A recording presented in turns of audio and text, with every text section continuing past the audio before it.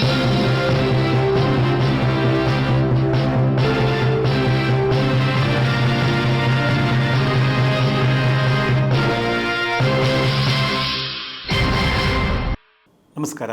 ಉದಯ news ಕರ್ನಾಟಕಕ್ಕೆ ಸ್ವಾಗತ. ತುಮಕೂರು ಜಿಲ್ಲೆ ಕುಣಿಗಲ್ ತಾಲೂಕು ಕಾಡಶೆಟ್ಟಿಹಳ್ಳಿಯ ಶ್ರೀ ದೈತ ಮಾರಮ್ಮ ದೇವಿ ಸನ್ನಿಧಿಯಲ್ಲಿ ಶ್ರಾವಣ ಶನಿವಾರದ ಅಂಗವಾಗಿ ವಿಶೇಷ ಪೂಜಾ ಕೈಂಕರ್ಯಗಳನ್ನು ಹಮ್ಮಿಕೊಳ್ಳಲಾಗಿತ್ತು. ಈ ವೇಳೆ ಭಕ್ತಾದಿಗಳಿಗೆ ತೀರ್ಥ ಪ್ರಸಾದ ವಿನಿಯೋಗ ಮಾಡಲಾಯಿತು. ಶ್ರಾವಣ ಮಾಸದ ಕಡೆ ಶನಿವಾರದಂದು ತುಮಕೂರು ಜಿಲ್ಲೆ ಕುಣಿಗಲ್ ತಾಲೂಕು ಕಾಡಶೆಟ್ಟಹಳ್ಳಿಯ ದೈತ ಮಾರಮ್ಮ ದೇವಿ ಸನ್ನಿಧಿಯಲ್ಲಿ ವಿಶೇಷ ಪೂಜಾ ಕೈಂಕರ್ಯ ಹಮ್ಮಿಕೊಳ್ಳಲಾಗಿತ್ತು.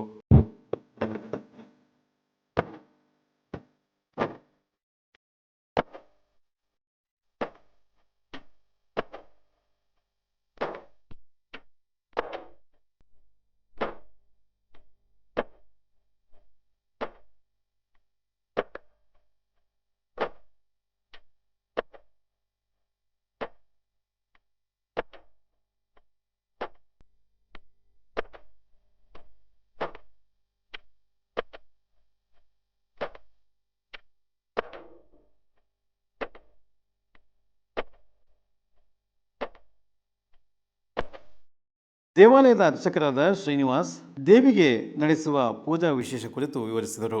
ಅಲ್ಲದೆ ಪ್ರತಿ ವರ್ಷ ನಡೆಯುವ ಜಾತ್ರಾ ಮಹೋತ್ಸವ ಇಲ್ಲಿನ ವಿಶೇಷ ಎಂದು ಹೇಳಿದರು.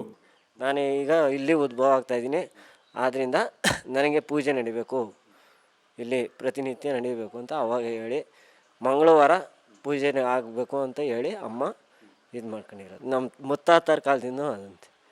ನಮ್ಮ ತಂದೆಯವರಲ್ಲ, ಅವರ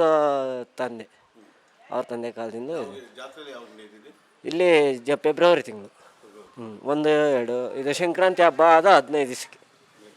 ತುಮಕೂರು, ಬೆಂಗಳೂರು ಸೇರಿದಂತೆ ನಾಡಿನ ವಿವಿಧ ಭಾಗಗಳಿಂದ ಬಂದಿದ್ದ ಭಕ್ತರು ದೇವಿಯ ಮಹಿಮೆ ಕೊಂಡಾಡಿದರಲ್ಲದೆ ಇಲ್ಲಿ ಬರುವ ಭಕ್ತಾದಿಗಳಿಗೆ ದೇವಾಲಯದ ವತಿಯಿಂದ ಮೂಲಭೂತ ಸೌಕರ್ಯ ಕಲ್ಪಿಸುವಂತೆ ಮನವಿ ಮಾಡಿದರು.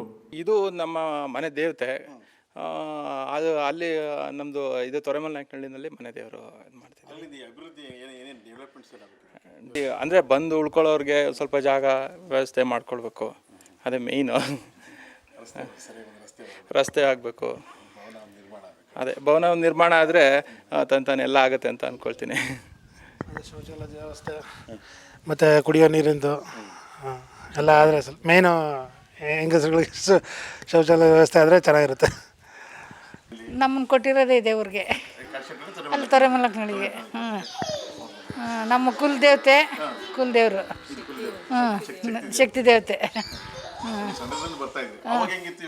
ಆವಾಗೂ ಸ್ವಲ್ಪ ಇದಿತ್ತು, ಏನು ಇದಿರಲಿಲ್ಲ ಇಂಪ್ರೂವ್. ಇವಾಗ ಸ್ವಲ್ಪ ಪರವಾಗಿಲ್ಲ, ಇನ್ನು ಮುಂಚೆ ಮಾಡಬೇಕು, ಇಂಪ್ರೂವ್ ಮಾಡಬೇಕು. ಬಂದು ದೂರದಿಂದ ಬಂದು ಹೋಗೋರಿಗೆಲ್ಲ ಉಳ್ಕೊಳ್ಳೋಕ್ಕೆ ಊಟದ್ದು ಇದ್ರದ್ದು ಮಾಡಬೇಕು. ಬರ್ತೀವಿ, ಇದು ಸಂಕ್ರಾಂತಿ 15 ದಿವಸಕ್ಕೆ. ಶ್ರಾವಣ ಶನಿವಾರದ ಪೂಜೆಗಾಗಿ ದೇವಾಲಯ ಮತ್ತು ದೇವಿಯನ್ನು ವಿಶೇಷವಾಗಿ ಅಲಂಕರಿಸಲಾಗಿತ್ತು. ಬಂದ ಭಕ್ತರಿಗೆ ಮಹಾಮಂಗಳಾರತಿ ಬಳಿಕ ತೀರ್ಥ ಪ್ರಸಾದ ನೀಡಲಾಯಿತು.